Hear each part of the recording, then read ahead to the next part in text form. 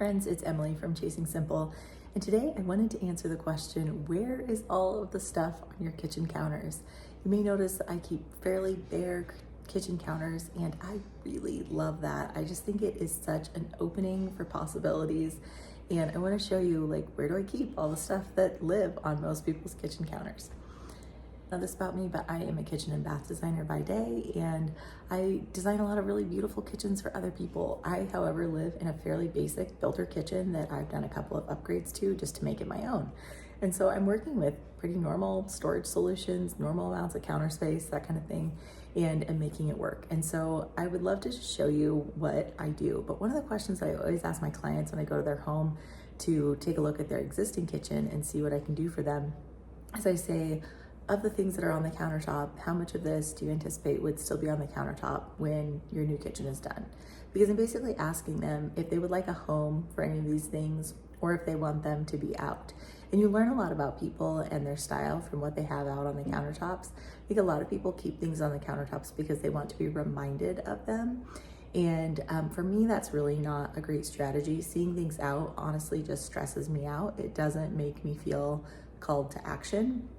And I find that to be true actually of a lot of people, that the stack just keeps getting higher and higher and higher of actionables, and they're not actually getting something done as a result of having things out in their space. And the kitchen is just such a hub of your home that a lot of things tend to find a place to live there if you let them. So let me show you where some of the things that are typically on people's kitchen counters live in my house.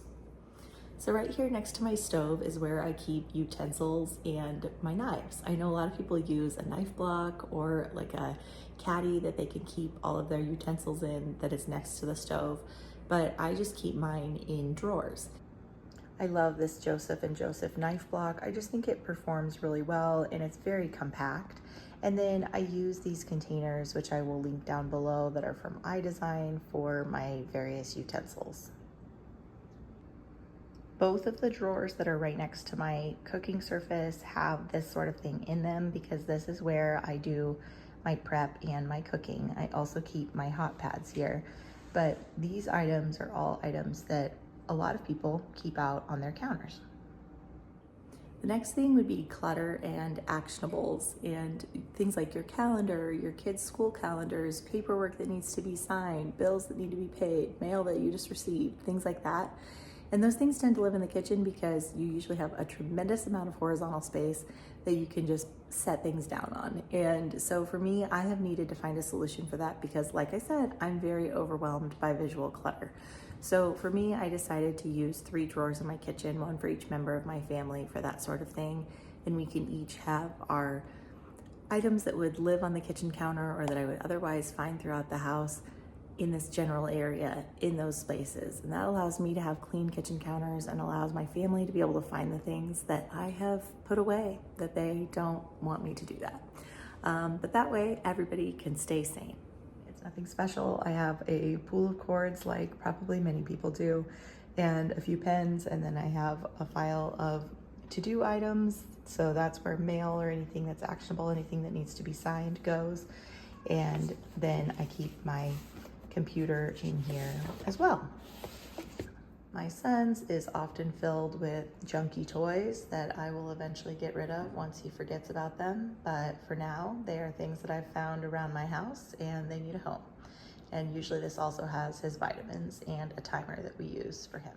And my husband's probably looks the most like a junk drawer of any of them, and I wouldn't say that this is a go-to place for him, but it's certainly a go-to place for me. And this is where I corral things that are just left on the counter. There's a lot of things related to the sink that often end up being clutter, and for me, I've chosen to kind of corral a lot of those things in one place. So I keep my diffuser, my dishwasher pods, and my dish soap and hand soap all out on a pretty tray. And by corralling those things on the same tray, I really think it helps it to not look very cluttery. And then I do have paper towels, but I don't set them out. I keep them right under my sink. We're actually not big paper towel users. I usually just have them kind of as an emergency sort of thing. So I typically only have 1 roll on hand. And then for the most part, we just use little folded dish rags for most of that sort of thing so that we can wash them and reuse them. But you know, sometimes with pets and kids, there are messes that simply require a paper towel. Another common thing that I see on kitchen counters is small appliances, and I keep my small appliances in one dedicated cabinet.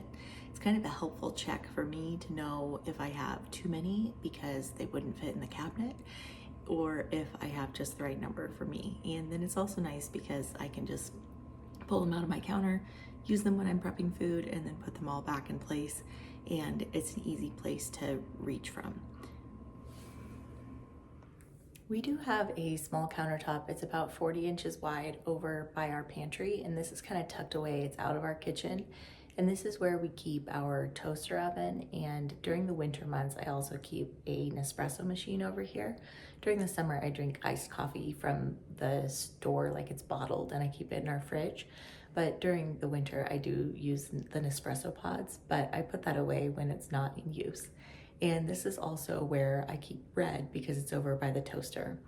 These are two things that I honestly don't use, but we use the toaster oven a fair amount for my husband and my son, and this is tucked away so I don't really have to look at it, but it is something that we do keep out on the counter.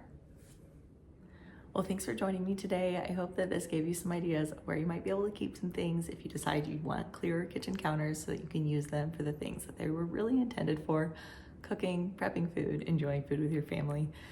But I'd love to hear, what are you keeping on your kitchen counters and what have you decided to put away? Down in those comments below. I hope you'll like this video and subscribe, and I'll see you on the next one.